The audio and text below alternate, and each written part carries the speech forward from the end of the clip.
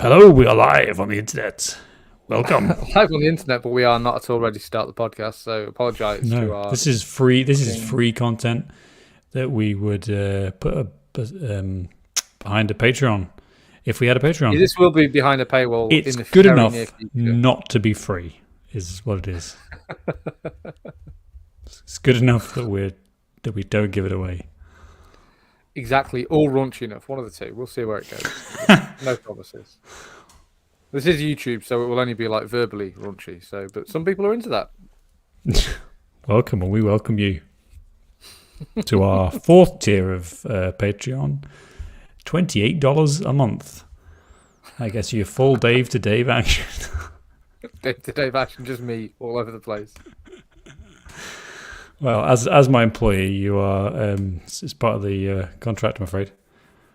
Damn, you've got a real 1980s contract going on there. Kenobi. I thought this was quite entertaining. I thought the first two episodes, and I'm not like ready to go. This is a great TV show or anything, but Ewan McGregor looks pretty cool. He's looking pretty good. Oh, Joe's back. Joe's back. Hey, Joe. Is he? Yeah, we can hear you. I'm not sure that's your proper microphone there, Joe. You saying blue snowball on? Yeah, you sound better now. It's figured it out. There you go. We are live, Joe, just so you don't say anything that's like really objectionable. Okay. Yeah, save it for the podcast, buddy. Wait 10 minutes and absolutely nobody will be watching, so it's fine. Nobody's watching. Is anybody watching now? Nobody's watching now. Nobody's watching in 10 minutes. Nobody's watching in an hour and 10 minutes. All right, so we just have to. When Joe runs for a fucking council seat in 15 years and they dig this up and they're like, "Look at this fucking cunt." I'm never running for a council seat, Dave. So we're all Joe Sellers, council manager. This, you know, what this is. This is a very effective system of mutually assured destruction. Is what this podcast is. None of us are going to be able to run for office because it's all out there. All of us are like tied together, so it keeps our political ambitions in check, which is important because if we were to run freely, we would be an unstoppable force of. Well, if Boris Johnson can do it, anybody can. Exactly. I'm not sure I'm corrupt enough for politics. I suppose I'll get there. Not with that. Not with that attitude. The slightest whiff of power. Or Believe in yourself, Dave. Believe in yourself. I think you could be perfect. I could watch porn in the House of Commons. That is my aspiration. I have the sheer force of ego to watch pornography in the House of 2 times. Commons. First time was a mistake, he says. I mean, second time. To be fair, I could see Dave. Oh shit, genuinely. porn. The second time he's like, oh, what's that going on there? I mean, to be fair, I could see a scenario where Dave is trying to find tractors as well. To be fair, that seems like something Dave would do. Yes. Out of the three of us, he's the most likely to be looking at tractors. I don't know how I'd get from tractors to porn. Well, he managed it apparently. So I'm certain there's tractor porn out there. I'm certain that's a thing. Raunchy farmers and all that. Hose. It was something to do with the porn actress or something like that. He said, wasn't it? Something like it was an actress from porn videos or something like that. I don't know. What, like Matt? What, Jane Tractor? Like what? No, Ms. Massey Ferguson, obviously. Yes. Okay. That was his excuse. He was like looking at tractors, and then like it was something to do with the porn actress that like got him to Joan Deere. Boom! Like a 10-minute joke just for that. Green light. Do I need to redo the whole clap thing, Sam? We all need to do the whole clap thing. We are once again showing how the sausage is made. To nobody though. It's fine. to nobody. But listen, Dave, if we started questioning whether or not anyone actually listens to what we produce, we would have given up this a long time ago. Nearly 200 episodes in now. I know, big boy stuff. That is right. We are peeing without nappies. I'm not recording, so it's going to not be. It's not going to be 29. 20, 59, 10. Done. This is how the sausage is made. Nice. Well, fingers crossed my audio keeps playing ball. Yeah, don't be we'll lost. just struggle on without you, Joe. It's fine. You better fucking say something in this podcast. If you just sit there listening to it, I'll be like, well, what are we waiting for that time for, Joe? I mean, Insights, humour. Yeah, no, chances are good that is exactly what will happen. Yeah. No. We're going to get insights. We're going to get humour. We're going to get shouting. The whole Joe package. You've got to come in hot. You've got to come in hot for these podcasts. You've got to work yourself up. Just think how little energy you had like 20 minutes ago. You're Going like, to shoot this God, entire shot life right is now. the worst. Life I is the still have. worst. I still have very little energy, Dave. This is why we have the pre-show, though, Joe. You've not been in the pre-show long enough. We need to warm up. We need another at least 6 minutes of pre-show to get Joe. I don't know if I can lubed. handle it. 2 minutes of pre-show, then a podcast. Oh, God. Chances are I'll just fall asleep. It's fine. Last week's episode was quite a long one, though, wasn't it? Hour and a half. We haven't done an hour and a half one in a while. It wasn't. And I think it felt good. It's a fucking long movie. What did we watch? This wasn't. What was this? Like 106 minutes? This one was 110. Yeah, respectable. Reasonable. Last week was Bond. You did Bond last week. That's Oh, Yeah, so you watched the God. movie, Joe, and then didn't record the podcast, which means you just watched the movie for no reason. Great. You could listen to the podcast, Joe. You could be one of our listeners. You could write in. Imaginary pod. I've seen the film. Gee. I don't need you telling me how shit it is. You Don't do break know down the really entire funny. point of this podcast, Joe. What the fuck are we doing this for if we're not going to listen to it? If you won't listen to the fucking podcast when you're not on it, Joe, what chance do we have of anyone listening to it? I mean, you listen to it when you are on it, so it's all good. It's fine. Yeah, you make it. I have a fucking ego the size of Cambodia. I spend the know. whole time waiting for that funny line that I remember saying. 37 minutes in, there it is. I turn it off now. Well, I'll tell you what I actually do legitimately do, which doesn't make me think I have some kind of like actual legitimate like clinical medical disorder, is one of you will say something to me, and I'll start to talk back to the voice in my head. Before I do, I start to respond fast.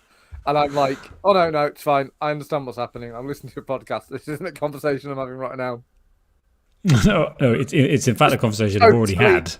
I've already had this Totally- conversation. Yeah. Totally dementia ridden. It's just amazing. It's honestly, don't live in my head. Terrifying. Your own personal dementia. Invariably as well, I'll start think the thought that will pop into my head is exactly the same thing that I said on That I'm the about to podcast. say. That happens to and me then all I the say time. it, and I'm like, this guy's clever. He knows what I'm thinking. Like, wow. What about this? And then I'm like, oh, it comes out. That's good. Or sometimes even worse is when you think, oh shit, I should have said that. That would have been really funny or insightful. And you're like, well, I can't go back and edit it. Oh, can I? No, okay, maybe not. No. Mr. Black. I'm imagining that level. Yeah. Right, should we talk about a stupid movie or what? Let's You talk ready, about Joe? small soldiers. Taking notes? Small soldiers. Let's do it. Smell Smelgers. voice I'm doing there. Right.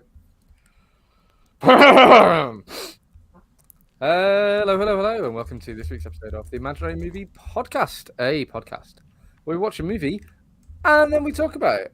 My name's David, and I think for me, we'll get into this, the single hardest thing to believe about this film is that the US military is making their own microchips to put in stuff. Like, do you remember that quite famous post of the US military like fucking networking 20 PlayStation 2s together because that gave them a processing power at like a third of the cost of developing the technology that processing power themselves Yes. than just going down to fucking Costco or Walmart and buying 20 PlayStations. Yeah. The That's US reality. That's different to what's going on in this film. the US military Silicon Division doesn't really ring true, does it? My name's Sam, and welcome to this Esteemable Movie Podcast with my friends, Brick Bazooka, Butch Meathook, Kip Killigan, Link Static, Nick Nitro, Major, Chip Hazard, and Joe. Joe. And I'm Joe, and I love the smell of polyurethane in the morning. Excellent. No. Good bits, guys. Well So done. this week, we watched Small Soldiers, which let's get this out of the way fucking straight away. This is a 1998 film. This is a film about toy soldiers, animatronic toys that are shooting things, right? Yeah. However, there Yep. is a film called Toy Soldiers, which is not about that. That's about fucking Samwise Gamgee and Wesley Crusher palling around a boarding school shooting Colombian drug lords. Yes. Very different movie. I Fucking can only Crusher. think that the only reason this isn't called Toy Soldiers, which would be a much better name for this movie, is because that movie already existed. Surely.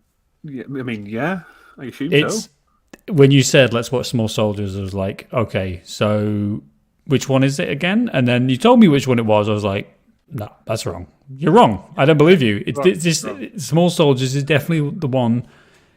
The Toy Soldiers, sorry, is definitely the one with the toys in it. Why wouldn't have they called it that? And then it's because they made that other film. Is it earlier 80s, isn't it? Late 80s. 94, maybe? Close though, close. Yeah. I mean, yes, we are watching Small Soldiers, and this is one of those like amazingly forgotten movies. You know, one of those films where you just think, like, I remember going to the cinema to see this, but it just has Really? absolutely, You do? yeah. It was actually one of the. 98. I know a rare memory. Okie Man's movie in 98. A rare memory for me of being a child, but I don't really have very strong memories. I actually kind of had things that I think I have seen at least bits of this before. I have no idea where. I didn't see it at the cinema, but I've seen it. I assume This it's is been a on real- TV at some point, and This is I've a real probably like seen bits of it. TV film because it's short, which means you can get it in like a this with adverts must be what, like 2 hours. Yeah, something like that. So like, oh no, sorry, less than 2 hours, like 1:45. So like, it's a good movie TV movie rather. I didn't see this in the cinema. I feel robbed. I didn't see I it in the didn't have cinema. cool parents who would take me to see like fun. No, it Joe was a Dante, birthday party. like, watch the It movies. was a birthday party, and God. actually, maybe it wasn't even in the cinema. Maybe it was just the film. Like they got it on VHS. I don't know. This isn't interesting, but what is interesting, I think, is this movie, and like this is such a post Toy Story film in a way that's quite.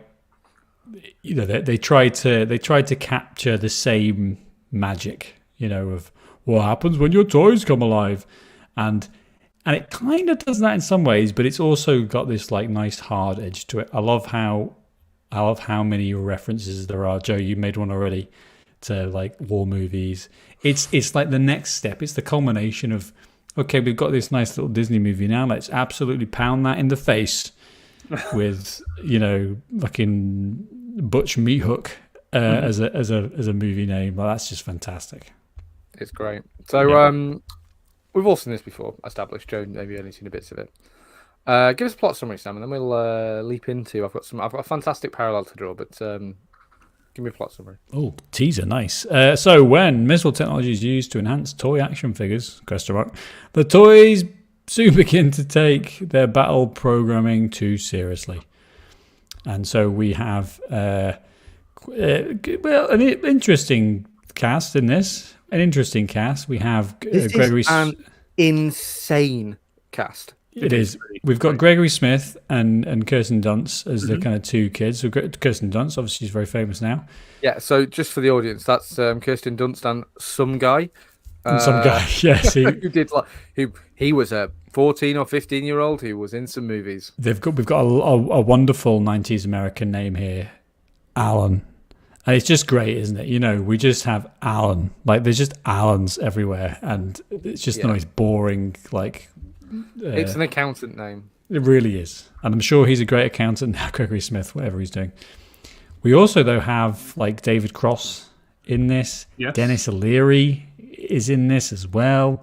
Like Kevin Dunn, Dick Miller as the delivery guy. And, of course, let's not miss...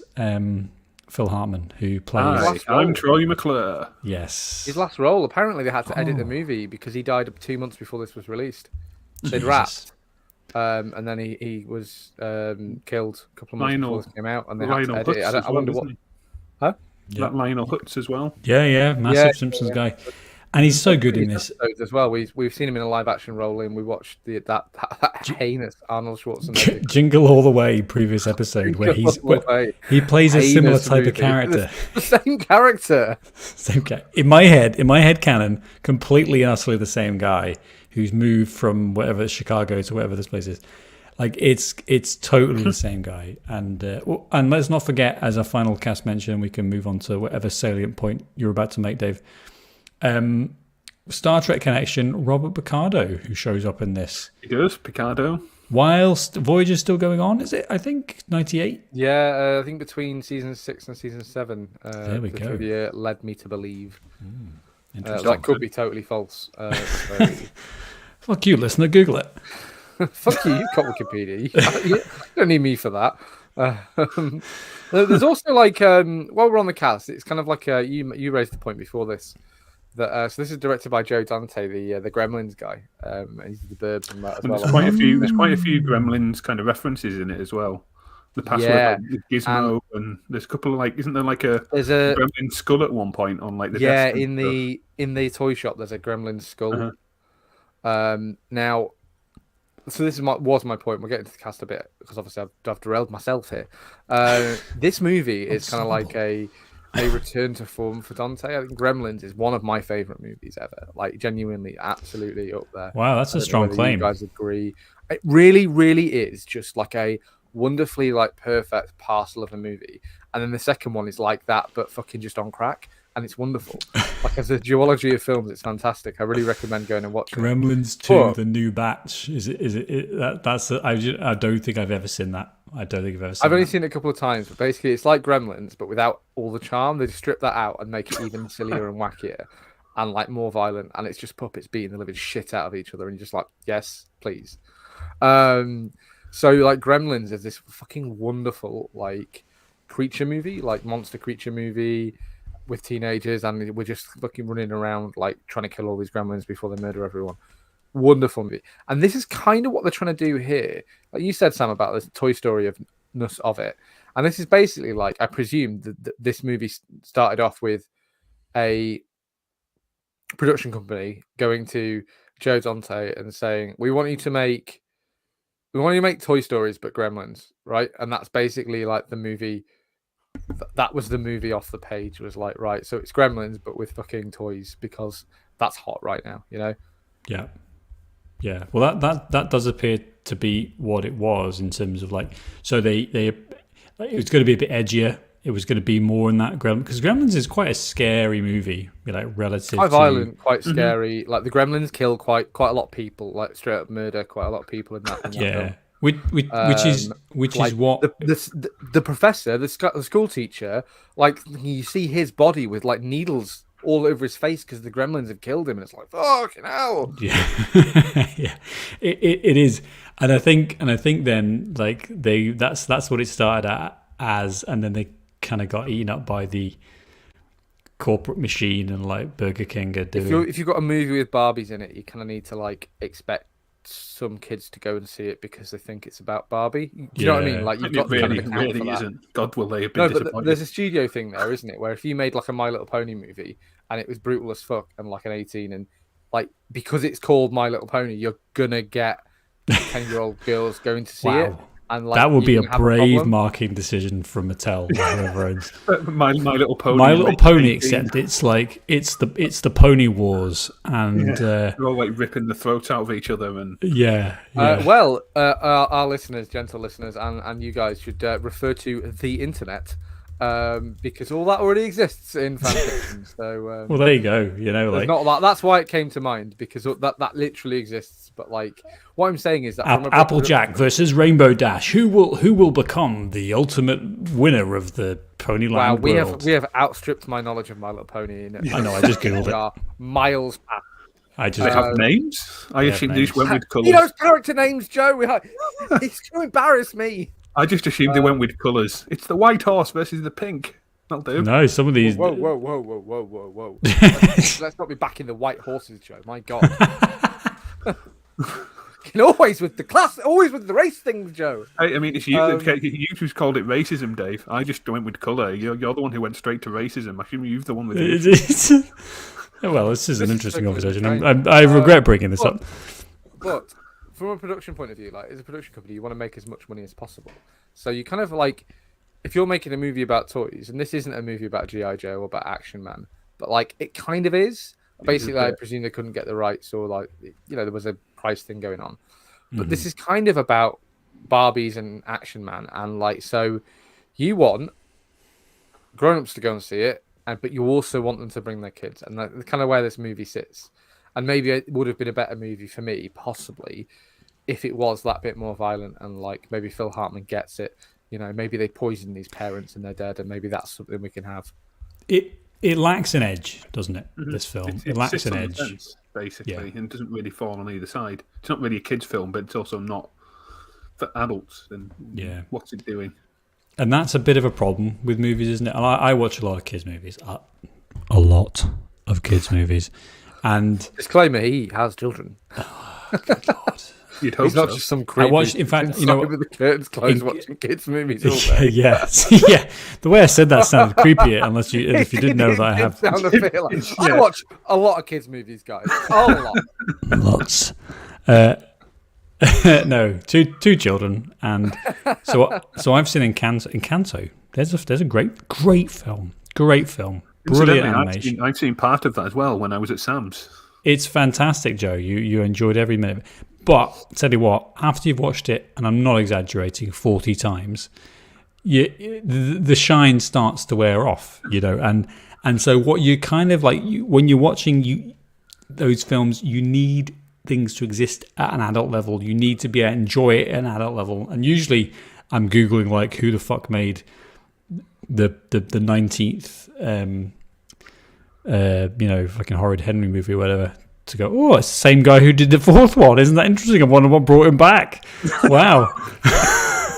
So, but if not that, then you need like references, jokes, and that's what this film delivers. Now, the problem is you kind of get in this problem, this issue of, as you say, Joe, not appealing to anyone. So it's an engaging kids movie, or it's an engaging adults movie, or if you're really, really clever, like Lego Batman, it's both. But most of the time, you're gonna fall off that. Going back to Toy Story, Toy Story does it. Like Toy Story is quite appealing for kids and for adults. It does both. But probably more on the kids' side. It is. Yeah, trends towards the kids' side. But there's enough red meat. I could sit and watch Toy Story, no problem. I wouldn't be bored. Definitely Toy Story 2. Kind of lends itself to like two things. Now, we're getting away from this movie, but this is an important point, so I'm going to persevere. I love Toy Soldiers. Go. To make a movie like a kids movie appeal to adults, like I said, Toy Story is a good example of a movie that, do you know what I mean? And the core thing here is it's still a movie. Like kids movies, kind of they suffer quite a lot, and obviously there's some great examples of some kids movies, some made like reasonably recently as well. Like great examples from kids movies which are great to watch, but they're quite the good ones are all quite well constructed. So it's a kids like Toy Story is a story about a bunch of toys that talk to each other, and it's very funny and silly and like it's sumptuous to look at. But there's also a plot, there's also like a very concise like plot going on. You have the relationship between Buzz and Woody. You have like Buzz being lost. I haven't seen this film in 50 million years, so that's kind of the extent of my knowledge of the plot. What I'm saying is that on the face of it, like that's a plot. If you changed a few elements, that could be an adult movie. Like, and that's kind of the core of. You need to have that so that, like you said, Sam, so that the parents aren't sat there with like their brains dribbling out their nose. When I was a kid, I distinctly remember my mum took us all to see Pokemon at the cinema, and I was chatting to her about that a few months ago because she'd seen some advert for some new one, and she was like, "I still have no idea what any of that was about," and that's a failing of a kids movie. Is like an adult should be able to appreciate it, even if they don't like it, they should at least be able to follow it and understand what's going on. So this movie, I certainly think is understandable, and you can see what's going on, perhaps. Yeah, and where I think it actually falls down is as an entertaining kids film, and that's maybe what we can dive into later in terms of our Should we talk through the plot a bit, maybe? Let's talk through the plot. Globotech Industries acquires Heartland Toy Company. Now, I love a good Compu Global Meganet, name like this. Did you just say? Compu Global Meganet. It's Homer's Cougar Thunderbird. it's Homer's company. When he goes to the internet on his typewriter. That's a brilliant episode. It's like every video game company ever. Like Globodyne Synergy. Yeah, Globodyne. Love it. It's like anything like that. But the start of this film is excellent. It's really funny. By the way, way over kids' heads. All David of this. Cross looks so weird with that moustache. Like, did you guys think this? Number one, he looks obviously very young, but number two, he I looks was like, really young. And I've been watching Arrested Development. I was like, where is this dude's moustache? I feel like he's not even painted blue. What's wrong with your face, David? What's wrong with your face? It's the 90s. One of these moustaches people, are out. like he genuinely really does suit his moustache. That's the thing. So when he doesn't have it, you're like, you just look weird. But he really suits a moustache. I think he's got like a full beard thing going on now, though. Let's not forget that Arrested Development was made 20 years ago or whatever it was. Is it literally 20 years? 2003? No, it's more like 17 years, Sam. Okay, well that makes me feel way better. Thanks, Dave. 19 years. So we've got Globotech taking over the Heartland Toy Company, and it's kind of like the joke name, or is that the actual name? No, the Globotech Industries. Got you. Yeah, got you. Taking over the Heartland Toy Company, which is the nice one where David Cross works, and it's like this film is so 1990s. It is absolutely ridiculous because this guy swoops in. This Globotech CEO. Who's like a military contractor. That's what he does. It's a very major plot point. He's like a billionaire military. This guy is fucking Elon Musk, Yeah, but he's not. But he's not even Elon, because Elon Musk is like trying to be some subversive, even though he's a fucking billionaire prick like the rest of them. But this guy's coming is like, let's synergize. He's peak 1990s executive, and the film is just so aroused by this. Like, yes, it's playing it as like, look at this guy, but also he's supposed to be cool. He's supposed to be like, he's supposed to be a cool guy. Enough, is it? Like, and the movie does this all the time. But like, if we were having a laugh at this guy's expense, if he wasn't like the coolest fucking biggest throbbing dick in the world, like if the military wasn't, and that's the message of this film, is the military's cool as fuck. Like, but if it wasn't, wouldn't that be a great kind of like, jokey character? Not jokey character, but a character we can like say something about and say, look at this fucking scumbag who has no idea what he's doing. He's buying a toy company so he can make some fucking money. Yeah, like Carl McLaughlin in Flintstones, Flintstones movie. Oh, yeah. We have not done that film, and that's absolutely offensive to me. Why have we not? The Rock puns, Sam. I think we'd just be saying the Rock puns for the whole episode. It would just derail the whole thing. I love that film. It's absolute brilliant. So again, the movie's just like, that's fine. Let's move. And basically the idea is that this massive company takes over, and they want to get these new ideas. So they've got the Gorgonites, is it? Gorgonites. Yeah, Gorgonites, which are like, oh yeah, we will like protect the planet and stuff. And then there's the baddies, which is the commandos, who are going to come around. And we've got to say it, the design of these toys is excellent. Like, it really, I think I remember wanting to have these toys. I think maybe I wanted like the military ones. That was my instinct now, is to think, look at these guys. Like, I want to hang out with Major Chip Hazard, voiced by maybe just him though. It's who's he voiced by? Jones, isn't it? Oh yeah, that's it. Tommy Jones. Yeah, thanks. Yeah. Maybe like I thought the Gorgonites were like a cooler character design, which is the whole idea. I think some of the other than Chip Hazard, I think a lot of the soldiers look fucking terrifying. That's why I liked them. That's what attracted me. It's the smiles. The smiles on some of the faces is hideous. It's like something out of It. And again, like, there's an opportunity there to be really fucking subversive and be like, fucking look what the US military is like. This is what they're like.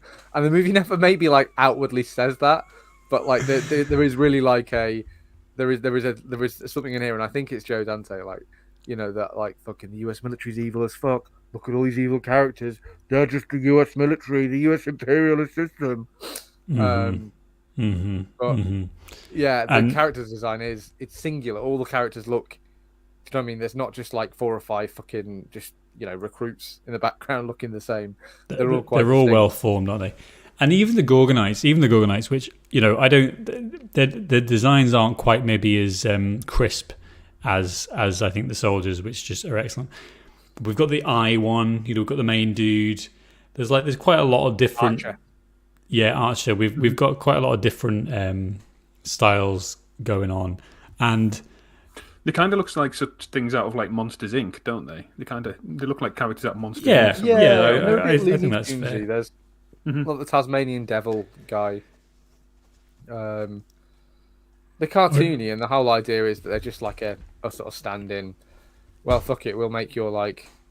Well, they're going to get killed. They're the whipping boys, yeah. They're programmed to lose. They're programmed to lose, as we learn throughout the film.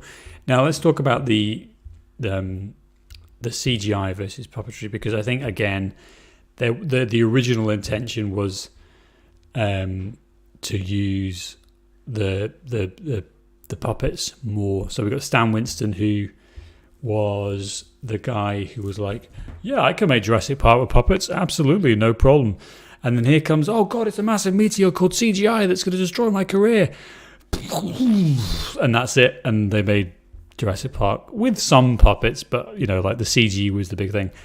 This film is very much on that train of like, yep, sorry mate, it's a fucking lot cheaper to use computer graphics. And so we get these like weird intersperses, even in some of the we're in the same scene and we go from the CG ones and the puppets there. Now I think the puppets obviously look a lot better. It's 1998, that's no surprise. But I did as well think that the CG looks pretty good. I mean, we're only a couple years out from reasonably well. I think from Toy Story. All right. I think the CG's all right because they know where to use the puppetry. And I would have loved. I love puppetry, and we say this every time about puppetry. Yeah, you do. You say every single time we watch a show like this. And like, every time we talk to Joe, huge. Even we're not talking about puppets. He's like, hey guys, puppets. I love puppets. But like puppetry in a movie is just you can do so much more with a puppet, and it's so much more believable because like the biggest problem with CG is that for a long time we didn't really know how to light CG models.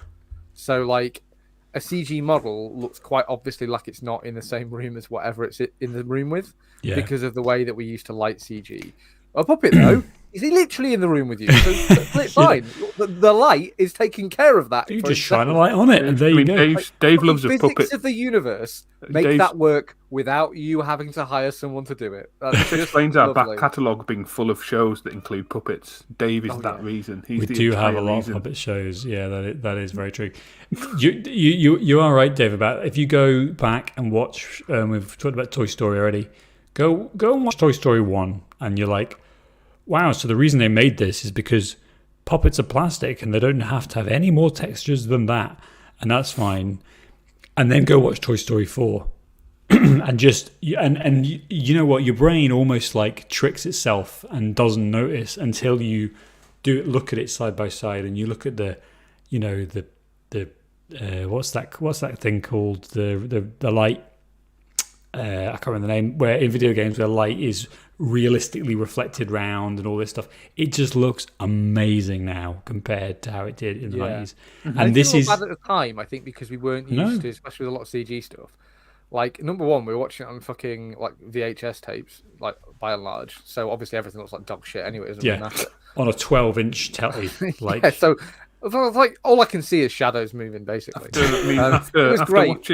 After watching Star Trek, the original series and animated series, everything looks gold. To be honest, it's it's not quite that bad. Yeah, we have progressed from 1960 whatever. Yeah. So it looks fine, but yeah, it's rough. But I would say that generally, like I said, this film is generally okay with the CG. Yeah, I can't say it was a massive downfall. I wasn't like immediately thinking in scenes like, oh, that's puppetry, or oh, that's CG. And do you know what I mean? I wasn't like seeing the lines, so that was good. No. Yeah. Now,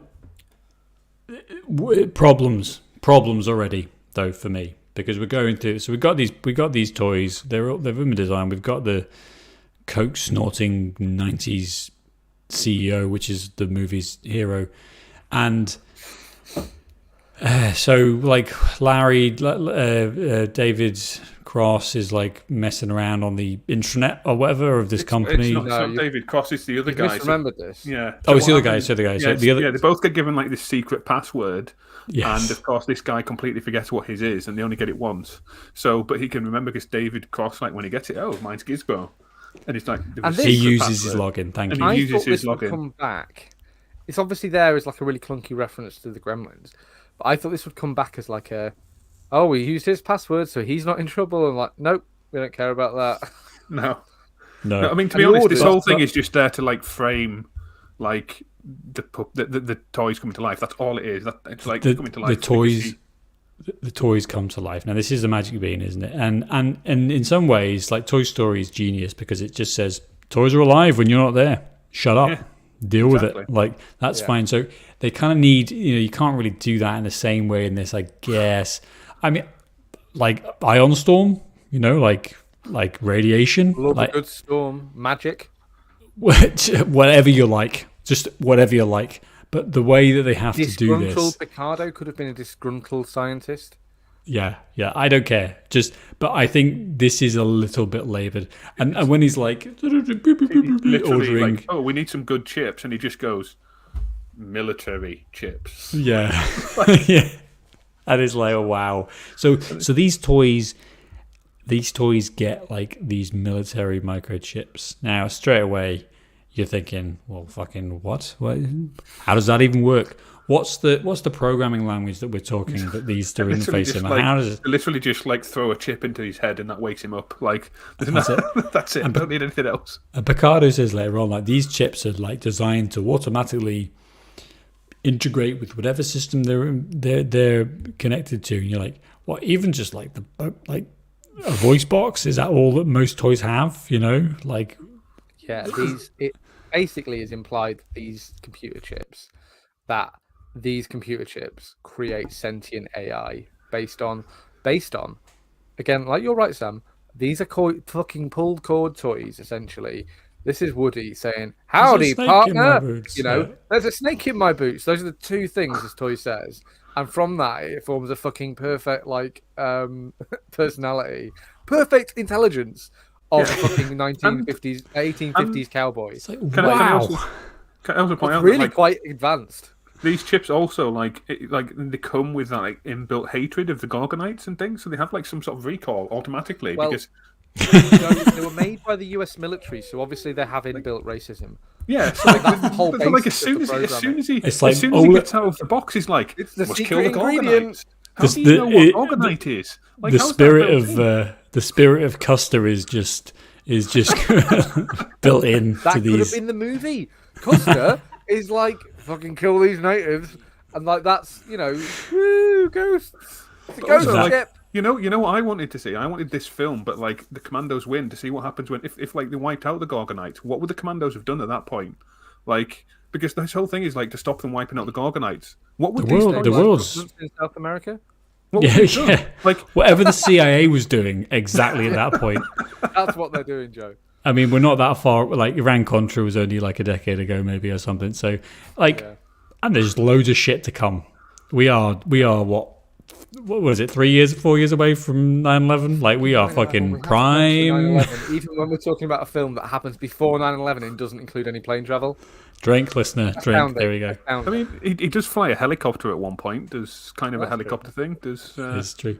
Now, again, complicated story things that are happening all throughout this movie because it is complicated, and I do think like we could cut 2 or 3 minutes quite easily. It is complicated, Sam, but like that's established. That's the Magic Bean of this movie is that these toys.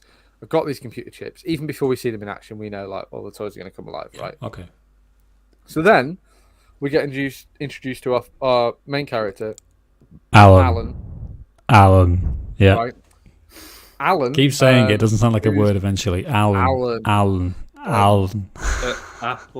Who who is Kevin Dunn's kid, and for some reason, Alan is a bad kid, and the movie never adequately sells that. I went to Burn his school with school some down or bad something. kids, Yeah, he and they burned were his school setting down. fires and burning other children. They weren't Yeah. like making prank phone calls and TPing things. Alan's dad, Kevin Dunn, is like he is writers from the 1960s and 70s imposing their trauma onto 90s kids. How many like absent fathers have these poor writers had to deal with? How many abusive fathers have these poor movie writers?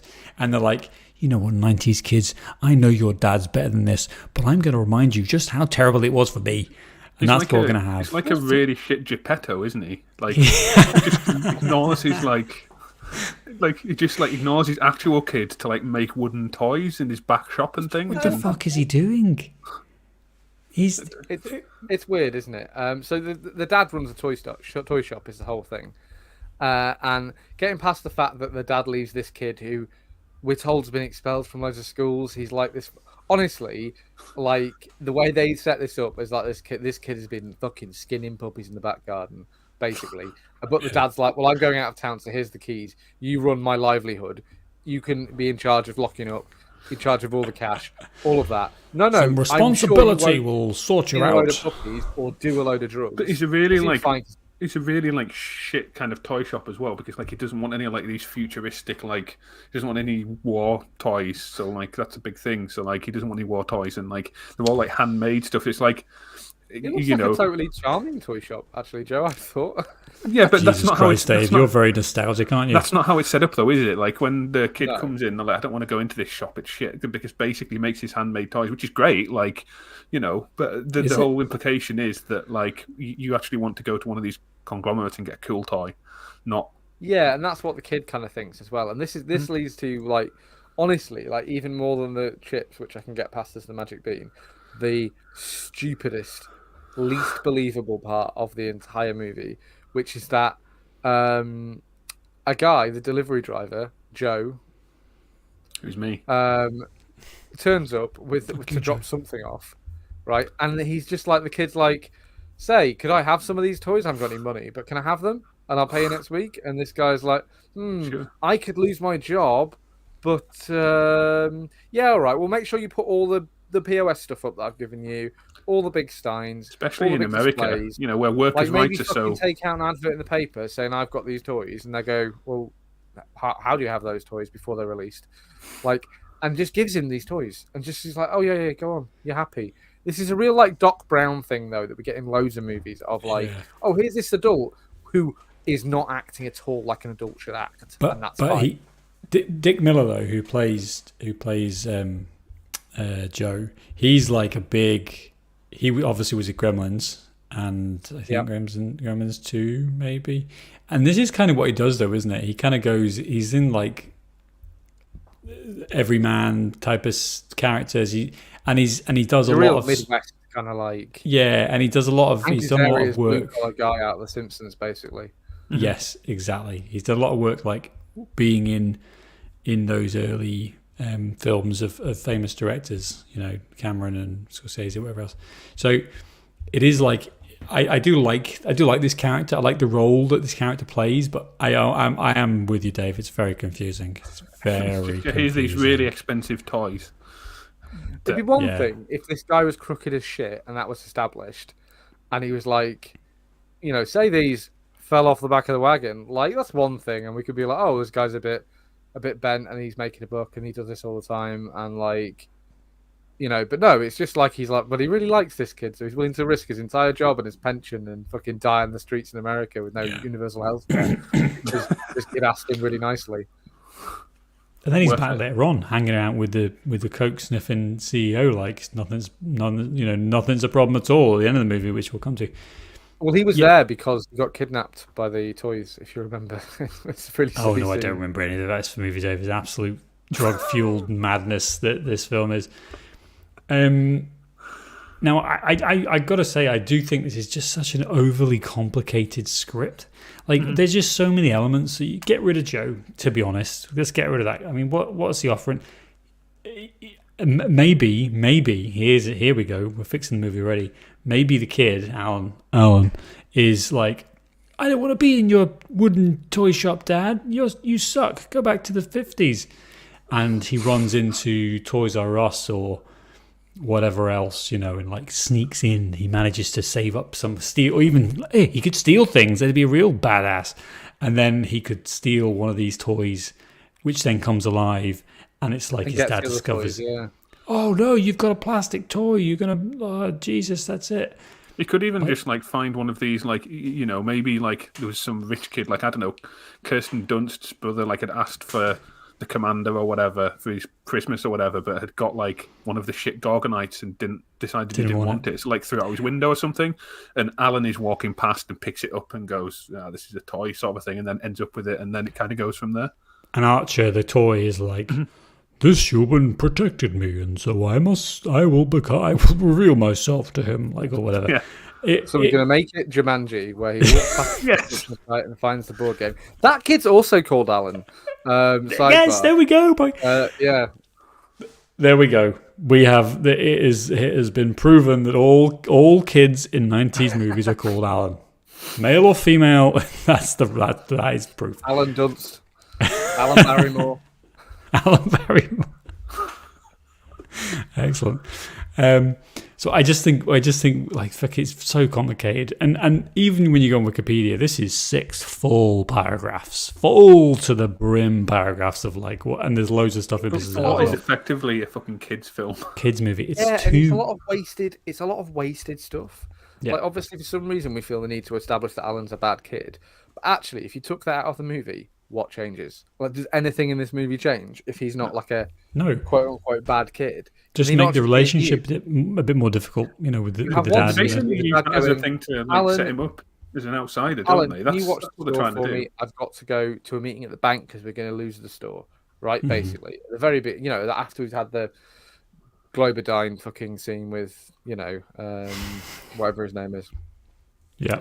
We can have watch the store. I'm going to do this. Then we have the delivery driver, and Alan goes, like, gets the toys somehow, whatever, because he's dodgy as fuck. And maybe the delivery driver's like, "Say, do you want some stolen toys?" Like, that's fine. That's enough. That's okay. I understand that, right? And then you have the stolen toys, and you can have the whole rest of the movie without Kirsten Dunst being like, "Ooh, he's a bad kid." Like, who is that for? This isn't a film. I wouldn't have said this isn't a teen movie. No. Despite the fact that teenagers in it. Let's come to all that and all the kissing and stuff like in a moment, because it's very troubling. Now, let's not get bogged down into this plot, but basically we end up with because we will. The whole premise of the podcast. Yeah, Alan gets toys, puts them in the back. Kirsten Dunst comes in. He makes like sexy eyes at her, and then the toys basically come alive. Middle. The Gorgonites want to go back to Gorgon. To their home, to their like pasture land. You're like, whoa, no, don't do this movie. Please don't do this movie. This is not a good analogy at all. Please don't. Okay, you are. All right, it's fine.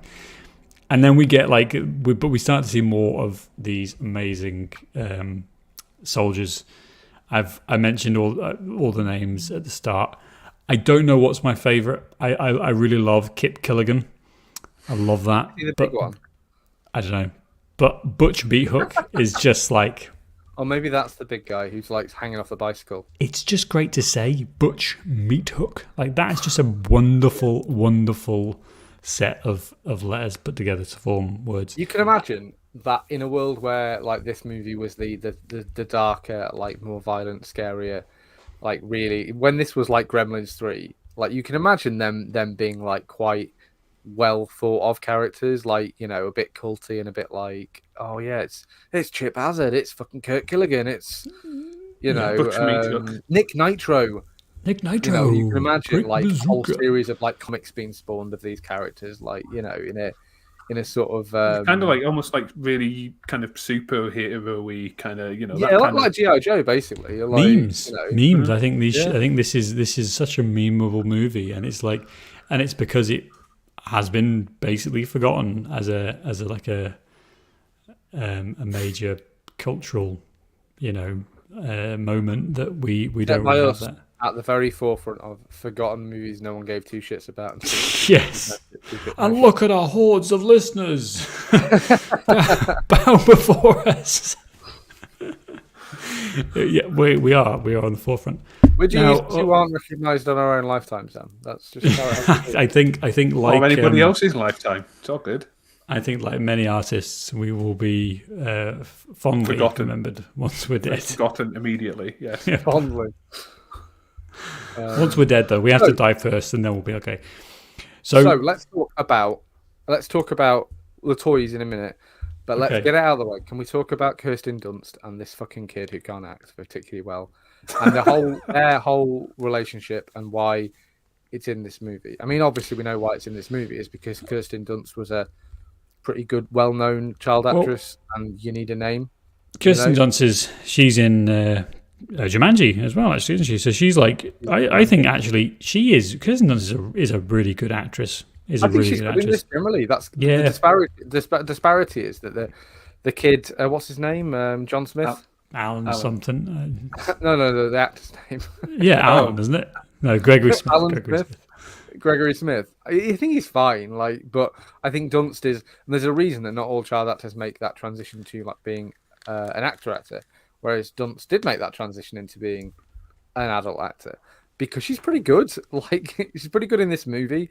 They're not asking her to do a lot, but she's adding a certain something. And the whole Alan thing, where number one, Alan seems like he's about 4 years younger than Kirsten Dunst. Yes. Does not help. Yes, the age disparity is quite like big. A little brother, or what's going on with that? It's like, and they try and have, and again, you can imagine this with a bit more of a mature child, male child lead or whatever. That there would be a bit more of a kind of tension there, or something that would be going on a bit more. But because he's just not. Ali Sheedy and Matthew Broderick in War Games. Like, you've got two teenagers like palling around, and and there's like chemistry there, and that's fine. And that maybe is where this movie like doesn't quite nail that in terms. And I think it's a casting issue. It just doesn't quite nail that. They just don't get it right, and I think it does actually harm the movie quite a lot because they do lean an awful lot on to trying to like get these characters together, and like they kiss at the end. Nobody wants that. And it's just like, oh god, watching children kiss, like it's like the kiss at the end of Blank Check. It's disgusting. Yes, absolutely. It's not as bad as the kiss at the end of Blank Check. Oh, the kiss! Oh, we need to revisit Blank Check, Dave. We really must. That was our Is that a lost episode? It is a lost episode. I think it was. Yeah, I think it was episode. Oh my god! Was your first? Yeah, I can't watch that movie again, Sam. Can't do it. Can't and won't. Next week pick confirmed.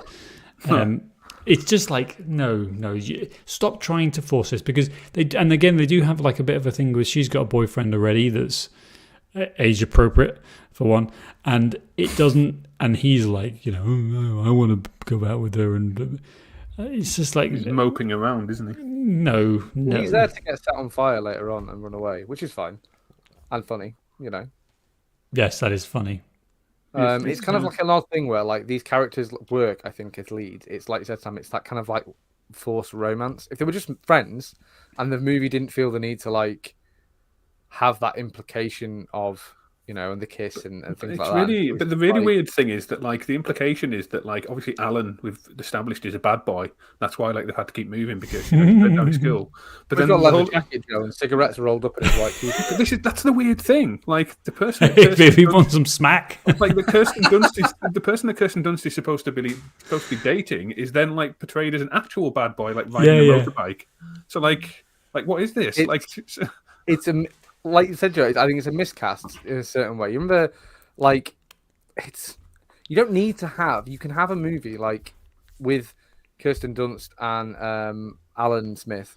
You can have a movie with those two people like as the leads, and have it be totally fine in a kind of like a Goonies-esque fashion where they're just having an adventure, and that would be fine. Or and maybe they hold hands like in War Games at the end. Yeah.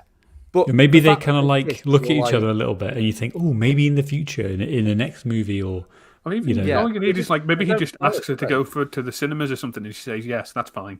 Like Yeah. they Yeah, agreed to hang out. he asked her down to the cafe to have a milkshake bar to have a milkshake. Don't make me 1954. literally watch these two awkward fucking teenagers kiss, and you're like, oh, Jesus, enough, please. It's just no. And again, who's the film for? It's not for teenagers. It's for like 8-year-olds, Yeah. and 8-year-olds aren't interested in that at all. Adults are like, Jesus, no. And These are 16-year-olds children. aren't Think of the even in the children. fucking cinema. So what's going on Exactly. here? Yeah, So like, so- and that's fine. But I just wanted to mention it now, and then we don't have to ever mention it again. oh, but we will. We'll come back to it. So the something's happening. Toys They're in fighting. Toys fighting. the toys are Yeah. Toys fighting.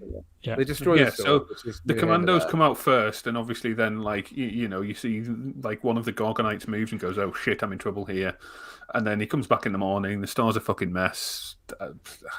Middle. Mm-hmm. And then he finds Archer, doesn't he?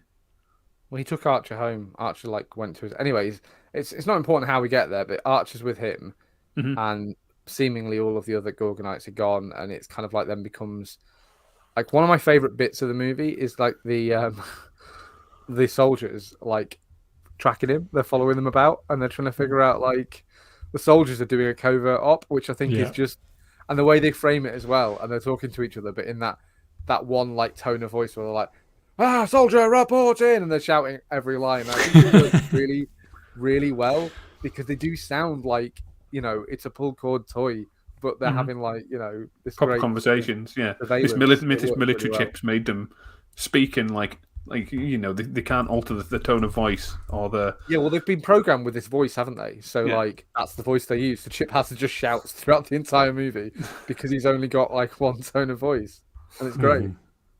And I bet Tommy Lee Jones is laughing because it's just do those lines on your toilet at home and phone them in. Great, lovely. And speaking of the voice of the commandos, for some reason, they're all from the Dirty Dozen. Don't understand why.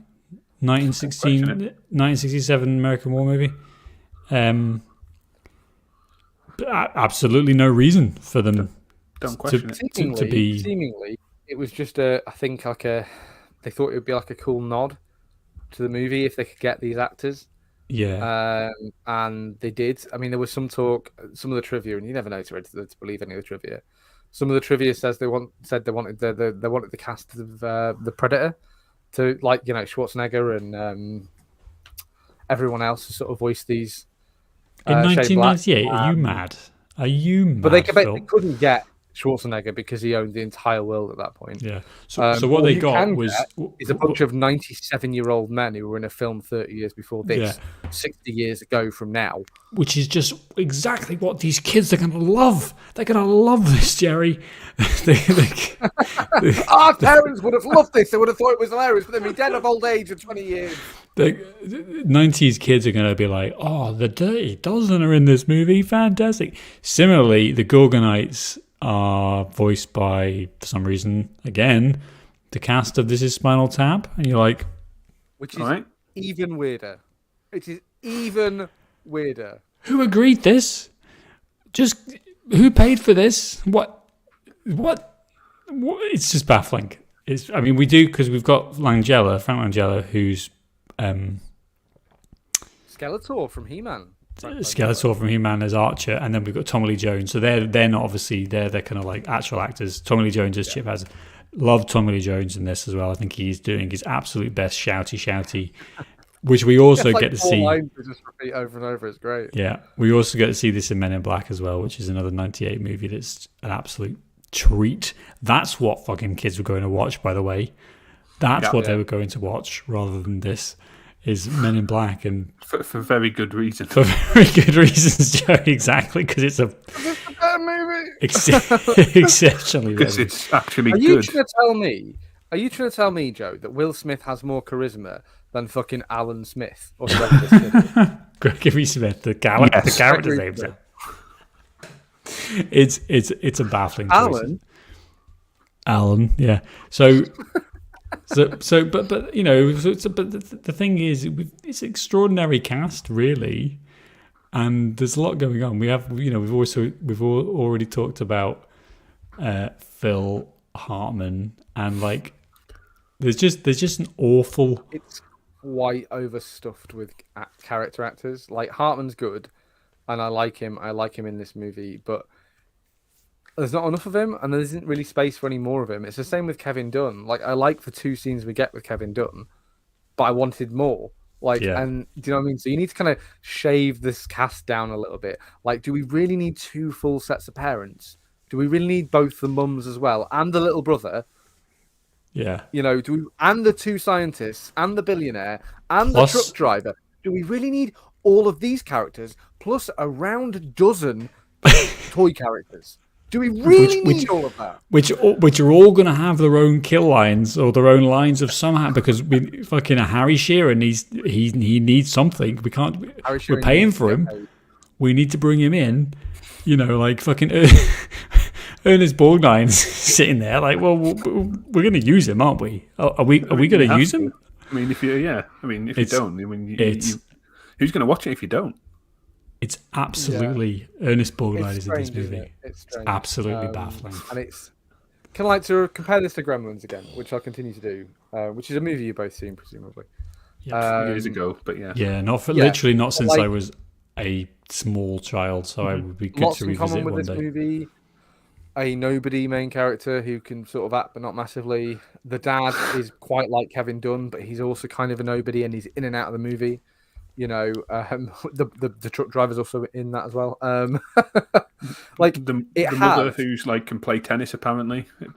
Yeah, there's a tennis playing mother. It has a lot of characters in it that sort of like the same as the characters in this, except they're a lot more disposable because they kind of have they have one thing to do with the movie. They do it and then they're gone for one reason or another. Whereas this movie, like, because we've introduced literally all the characters we've introduced in the movie are in the last like final bit, like either the last scene or the last battle, and like that's a lot going on. Like we haven't even mentioned, by the way, the the Barbies are voiced by Christina Ricci and Sarah Michelle Gellar.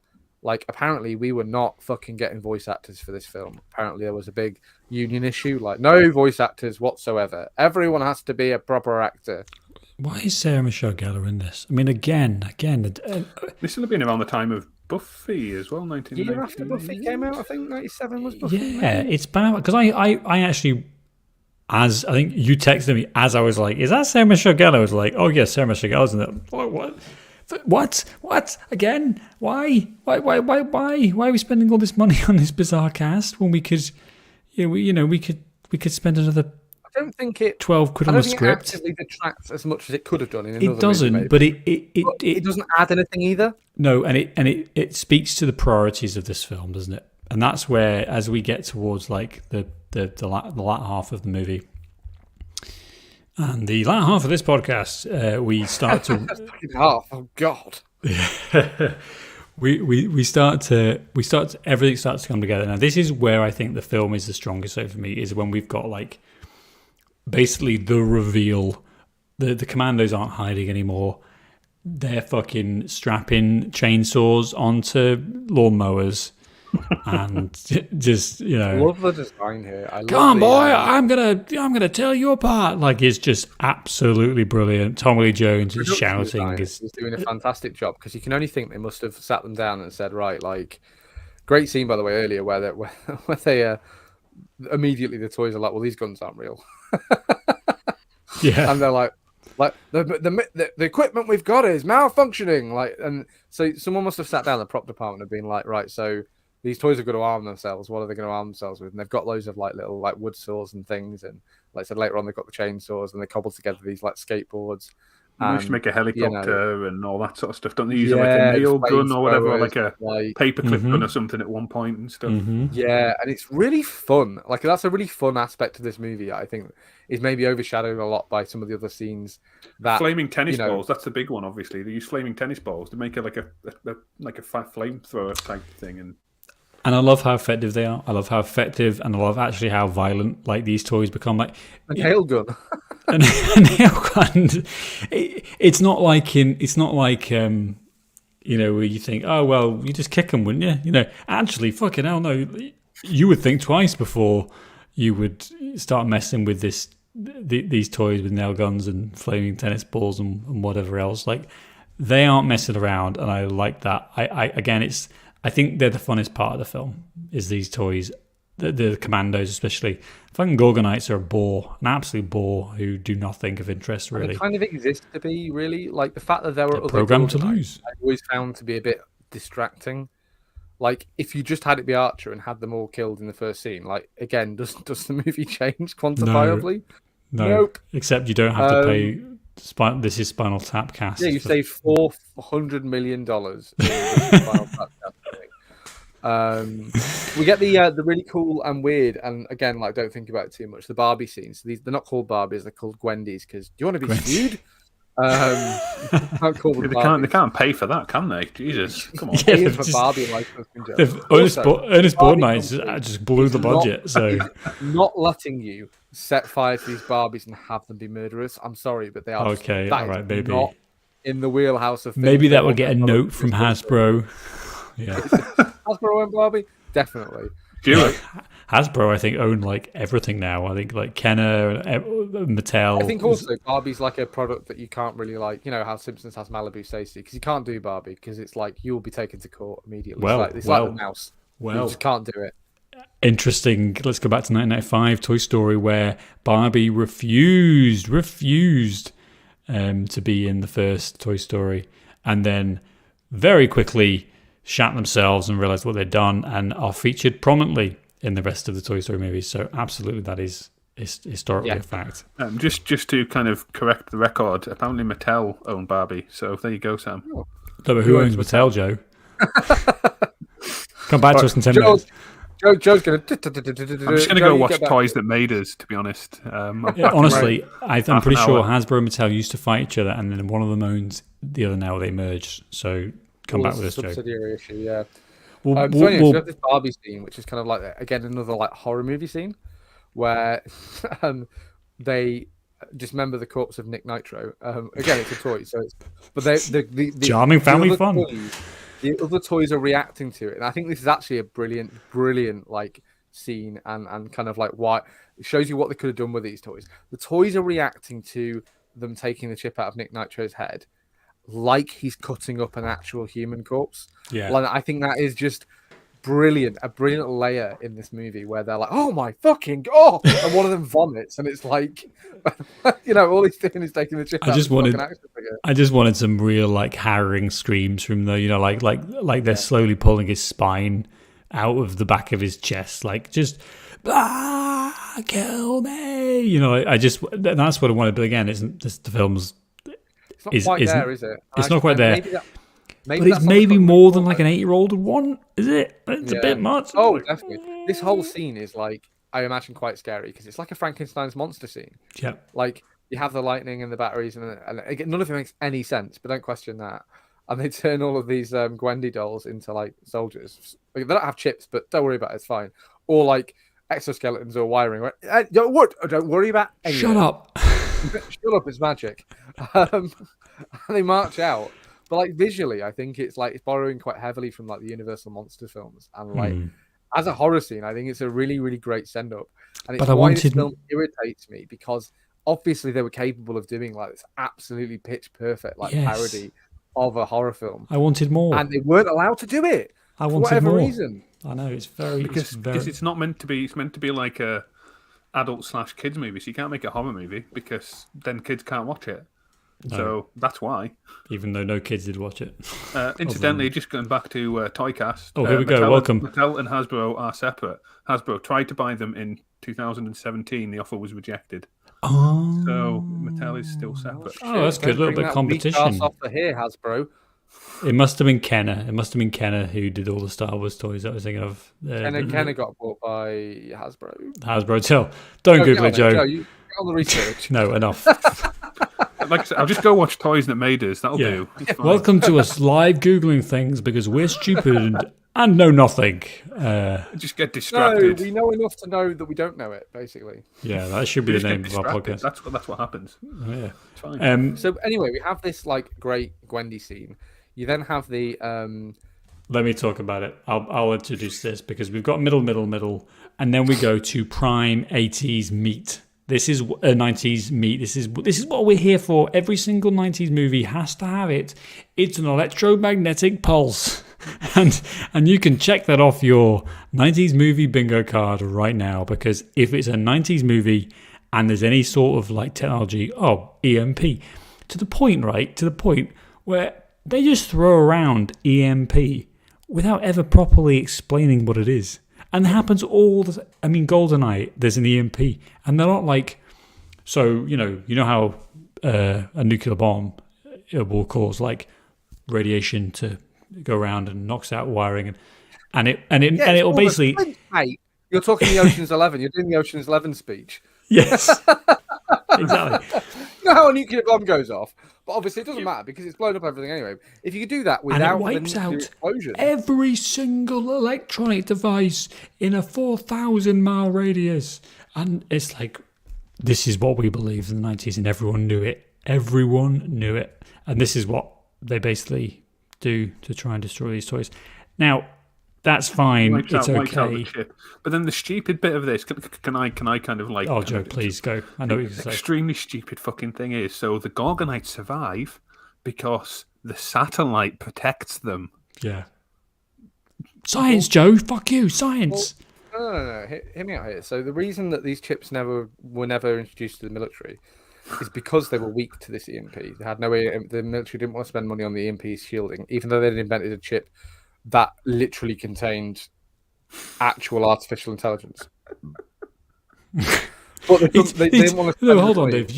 Hold on. They've created sentience, computational sentience, and they're like, wow, this is unbelievable. This is the Wow, but most. another 49 cents to EMP. Oh, guys. Coat these in some rubber and problem solved. No, absolutely not. We will not. Isn't this like from the country that like literally like spent millions putting a microphone on a cat so they could spy on Russians? Yeah, this is a country exactly, Joe. This is a country that spent $5 billion on camouflage that was useless, and you can Google that American military camouflage. It's an amazing story. This is the endless fucking might of the US military industrial complex, and they're like, nah. We can't even iterate. We can't even develop it slightly even more. I think that, yeah, Joe, it's stupid, but I think within the confines of what this movie tells you, and the fact that it's aimed at like even teenagers, let's be generous here and say this is aimed at like 13 or 14-year-olds, within the confines of the speech that Picardo gives us about the EMP, to then having the end be that they're underneath this satellite dish which shields them from the EMP blast. No. I know it's silly. I know it's stupid, but within the confines of the movie tells you that this will destroy them, so they use that to destroy them. Great, except they get round it but they've kind of they've established that. So within the rules of the movie, I think it's fine. I think it is a bit stupid and a bit of a cheat, but it kind of works. Let's not forget. I wanted to mention that we write our way out of having the parents running around for the first half of this fight by the soldiers shooting sleep aid pills into their drinks, which just knocked them out. By the way, can I get me some of these pills? Yeah, beautiful. This is actually what caused this film to get a PG-13 rating in America, apparently, is that the parents being drugged, which probably had a contributing factor to the fact that no 8-year-old saw this, who was the perfect target audience, except me, irresponsibly, whoever's party that was. Dude, I don't think you can possibly have seen this in the cinema. I think this had to be like a VHS job. Had to, maybe, but it really is like a funny. It really is like a funny thing of, where is this pitched at now? Before we move on though, because I want to just go back to the EMP for a second because I'm just obsessed with the EMPs. Let's not forget how they. He's in 9/11. Steel beams, Sam. Steel beams, Jerry. Steel beams. Let's not forget how they managed to create this electromagnetic pulse is by turning on all the devices in the house to overload the grid, and then they're on top of the things. Well, that's good to remember, guys, in case the Soviets ever invade. It's good to remember that works. Because they also haven't like paid the extra 49 rubles to like. I was going to say, in 1998 when they also no, this was anyway. It's fine. We're now 30 years after the Soviet Union fell, but this was already 10 years after the Soviet Union had fallen. Gotcha. I'm with you. Jesus Christ, time has passed. But so I think, and then they're having a fight on the cable on the top of the pylon, and then they chuck the chip hazard into it, and that causes like they let the kid like climb a fucking telegraph pole and like play with electric and shit. Oh, these are some of the worst. He's got gloves on. It's okay, Joe. Shut up. He's got gloves on. These tiny like fucking rubber like washing up gloves or whatever it is. Oh, it's fine then. It's okay. This is the free dick swinging writing of the 1990s, where nothing has to make sense, and fuck you, you'll watch it. Except actually, no, they didn't watch this. This is the one they didn't watch. Sure. Would we they be decided saying this was that too was far. stupid as it was? If this movie was like this ultra violent, like send up to horror movies that I want it to be, no, we'd be talking about how great it is and how like the scenes really work and blah blah blah. It's because, like, by having a weak movie, which this is, I really enjoy it, but I think it is weak. By having a weak movie, you kind of like highlight the weaknesses therein. You know, things that you'd skate by if the rest of your movie was really good. We're now like, oh, he's only wearing gloves. This is stupid. He'd be killed immediately. Do you know what I mean? Mm-hmm. Yeah, it doesn't make sense. It doesn't make any sense. Doesn't make sense. Speaking of things that don't make sense, the ending of this movie. Now, can I just say like this bit at the end as well? Like, do you recognize this scene from anywhere? Because it's the spit of like Frodo going onto the River Anduin, like when he's trying to escape from the Fellowship of the Ring.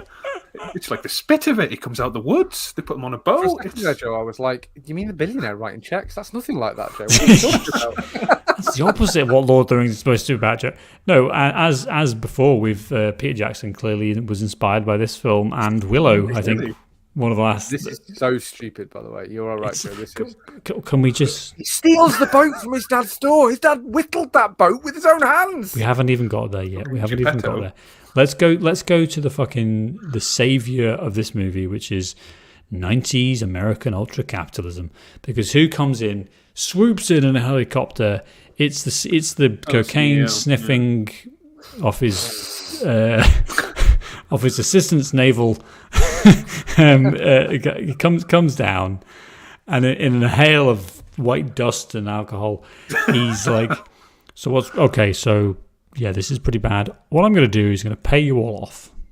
And the film isn't like, look at this scummy corporate bastard coming here. No, the film's like, fantastic, everyone wins. The American dream is to get an out-of-court settlement from a billionaire for your horrible injury in your house. Everyone wins. You're a winner. You're a winner. What I see the other day, I see it all the time, is like, such and such, achieved the American dream the other day. They got run over by a bus on campus. Yes, exactly. Great. Free college. Woohoo! It's exactly. So he pays for the damages and buys their silence from the media, and then announces that, don't worry, guys, we are in fact going to use these toys to topple democratically elected governments in South America. Those Iraqis won't know what's hit them. Is what's going to come next. He almost literally says that, doesn't he? Like, there's a line that's very close to, like, and this is 98. This is like, yeah, we're going to have some oil Desert wars. Storm is happening. Desert Storm 1 is happening. Like, it's absolutely fucking crazy. And then, yes, we get to throwing what is in effect, going back to Lord of the Rings, putting Boromir in that boat and just chucking him off the waterfall, because what the fuck is going to happen to these toys when they're just let loose into Yosemite National Park? Just fucking off you go, just on the boat, down they go, and you're like, are they waterproof? Are they waterproof? Well, they're going to get eaten by. What does water do to these chips? Like, that's the question. You know what I was thinking of? There's a great joke. At the end of the Mary Poppins episode of The Simpsons, where I can't remember her name, Mary Poppins, and all the family are facing us at the camera, and Mary Bobbins is flying off. And I wonder if we ever see again. And he goes, I'm sure we will, son. I'm sure we will. And in the background, we see a plane, and Mary Bobbins just gets sucked through the engine. And it is like, it's a fucking great joke. It's an absolutely brilliant joke. And that's like, she's dead. She's been pulverized. And that is what the end of this film felt like to me. Is like, they're all waving. We need an ending. The Gorgonites have got to go somewhere. Like, just give me your attic. Or like, goodbye, friends. And then here comes a crow. Here comes an eagle that just picks up one of them. Boat tips over, and then there's just like, that's it, gone. Yeah, or a post-credit scene where it's like 6 months later. To make new. Why don't you put these toys to work? Like carving new toys for this toy shop. That's how we save the business. Jesus, something. There we go. I mean, we completely drop that, don't we? The dad, we do get the dad coming back. Kevin Dunn.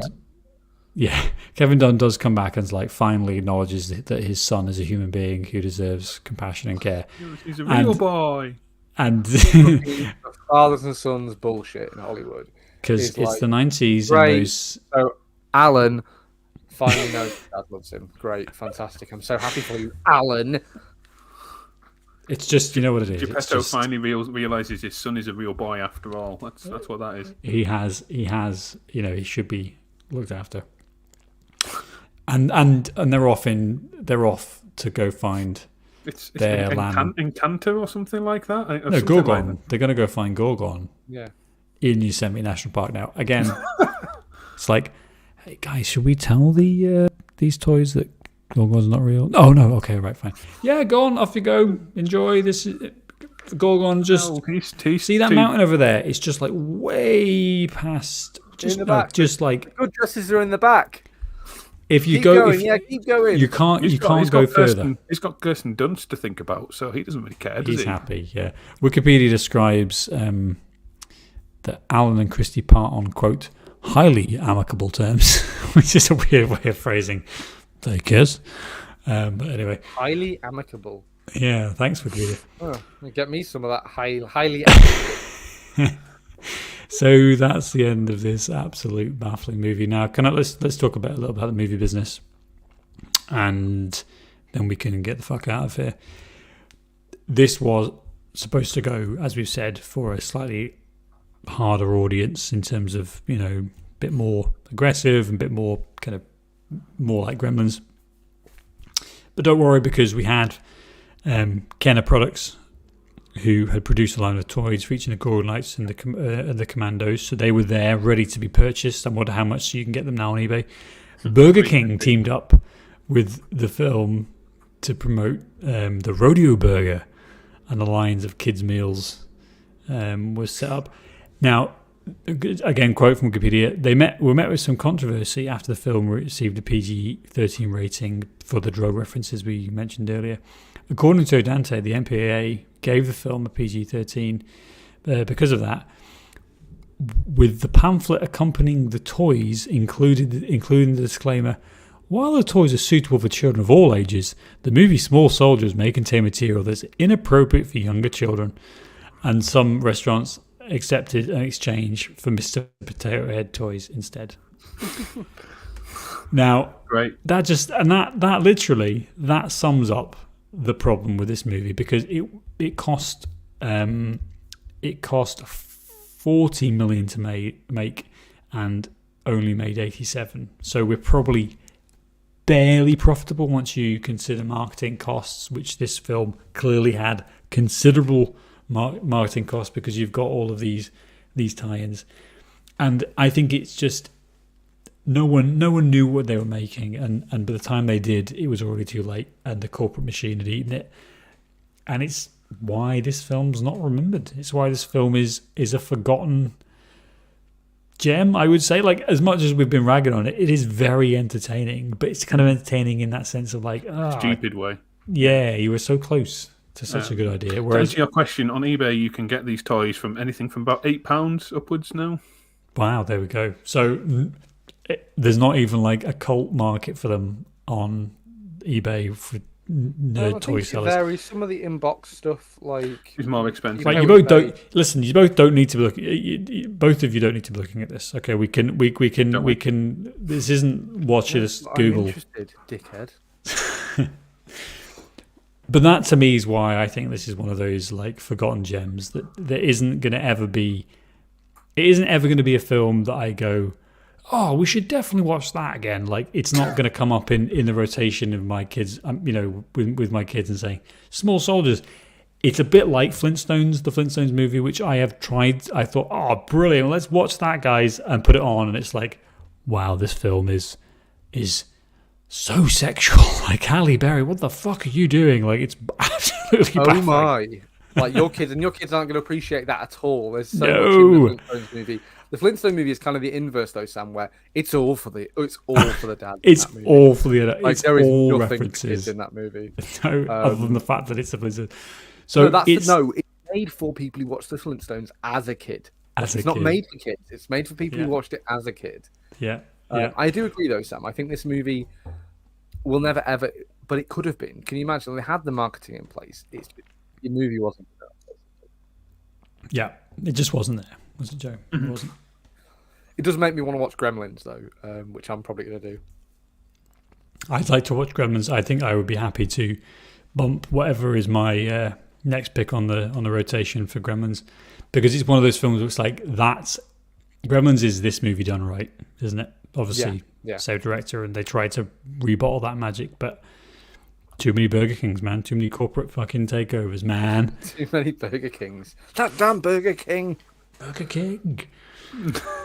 There we go. Oh, I feel like we've purged, and that was a fun movie to talk about. Though it's like a nice, entertaining ride. You know, It's a bad definitely movie that's still something. entertaining. It's not massively long. You know, you're not totally wasting your time watching it. Like, it's fun. It's interesting, but like you're not going to come away thinking, "Wow, that's amazing." Yeah. You know, it's all right. It's all right. It's okay. Film. loads of Ernest Borgnine references. It's just fantastic. It's everything you want from a movie. You know, Everything you want if you're 87 years old. I bet Including- Henry Kissinger loves this movie. including the video game. Do you remember the video game? It would have been vaguely. a PlayStation 1 game, I think. I'm pretty sure, again, we had it or we'd played it or something, and that was like, wow, this is cool. And then I don't think we had it.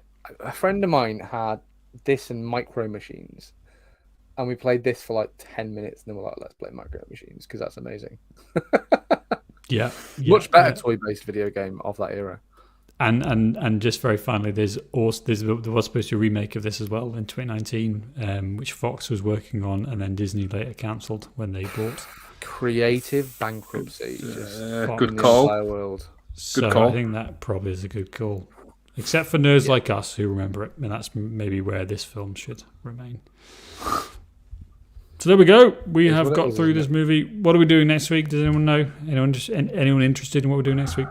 Maybe you're Superstar. if you referring- want to. Yeah, Superstore maybe. Like we're on a TV next week. What film are we doing next, Jay? Rush Hour, I think. Rush Hour. Well, that's a good movie. Fantastic movie, probably. I don't know. I haven't seen it in more than a decade. It might be shit. 8,000 years. It might be shit. But another 90s movie, another action 90s movie, and that's what more could we ask Where for? we live, baby. I don't know. There we go. See you next week. Done. Nice. Stopping and saving. I'm calling this SS Dave. I'm like, No, just call it Small that Soldiers. title. Just call it Small It's done Soldiers. now. It's done now. Fuck's sake. Honestly. Honestly, Dave. Type an extra like 6 letters. Come on, Sam. I'm not made of letters. Pay you by the letter. Take me by the letter. I'd be Not putting even more by the letters. word like Dickens by the letter. This is the guy that was like having a shot, taking shots at Ross for not bending down to unplug the thing. Yeah, he's not willing to type 5 extra letters. Yeah, we didn't even Yeah, but mention I'm the also, Rosses in I'm here. also, Joe.